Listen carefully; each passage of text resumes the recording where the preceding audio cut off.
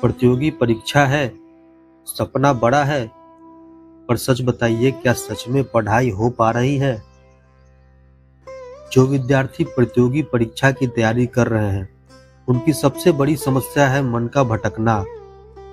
किताब खुली रहती है, लेकिन मन कहीं और भटकता रहता है। कभी मोबाइल, कभी भविष्य की चिंता, कभी दूसरों से तुलना। आखिर मन इतना चंचल क्यों है? आइए इसके कुछ कारणों पर चर्चा करते हैं। पहला कारण है सोशल मीडिया। नोटिफिकेशन की आवाज, रील्स की अंतहीन बाढ़, दूसरों की चमकती हुई जिंदगी, धीरे धीरे हमारा मन तेज और त्वरित मनोरंजन का आदी हो जाता है। फिर किताब की धीमी और गहरी पढ़ाई उसे बोझ लगने लगती है। दूसरा कारण है मल्टीटास्किंग। थोड़ा एक विषय, थोड़ा दूसरा विषय, थोड़ा मोबाइल, थोड़ा मैसेज। हम सोचते हैं कि हम बहुत कुछ कर रहे हैं, लेकिन वास्तव में हमारा मन किसी एक काम पर टिक ही नहीं पाता है। परिणाम व्यस्तता बहुत, प्रगति कम। तीसरा कारण है रणनीति का अभाव।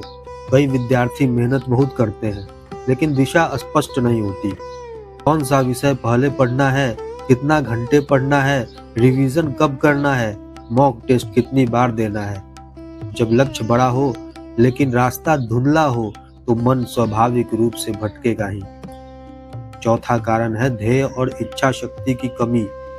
विद्यार्थी के अंदर ध्येय स्पष्ट होना चाहिए, लक्ष्य के प्रति आंतरिक भूख होनी चाहिए, और जब यह स्पष्टता नहीं होती तो शुरू होती है भविष्य की चिंता, असफलता का भय, पढ़ाई न होने का तनाव, और धीरे धीरे यही तनाव अवसाद का रूप लेने लगता है। अगर हम गीता के परिप्रेक्ष्य में देखें तो यही स्थिति अर्जुन की भी थी। वह युद्ध भूमि में खड़े थे, लेकिन उनका मन डगमगा रहा था। भविष्य का भय, परिणाम की चिंता, भावनात्मक उलझन। तब भगवान कृष्ण द्वारा अर्जुन को प्रेरणा के साथ साथ रणनीति दिया गया। गीता कहती है, अभ्यासेन तु कौन्तेय वैराग्येन च गृह्यते। अर्थात मन अभ्यास और वैराग्य से नियंत्रित होता है। विद्यार्थी के लिए अभ्यास का अर्थ है नियमित पढ़ाई, निश्चित समय, निरंतरता। वही वैराग्य का अर्थ है अनावश्यक चीजों से दूरी। फिर गीता कहती है, स्वधर्मे निधनम श्रेयः। अपने कर्तव्य पर टिके रहना श्रेष्ठ है। विद्यार्थी का वर्तमान धर्म क्या है? पढ़ाई, न कि परिणाम की चिंता और न ही दूसरों से तुलना। गीता का सबसे प्रसिद्ध सिद्धांत कर्मण्येवाधिकारस्ते मा फलेषु कदाचन। अर्थात तुम्हारा अधिकार कर्म पर है, फल पर नहीं।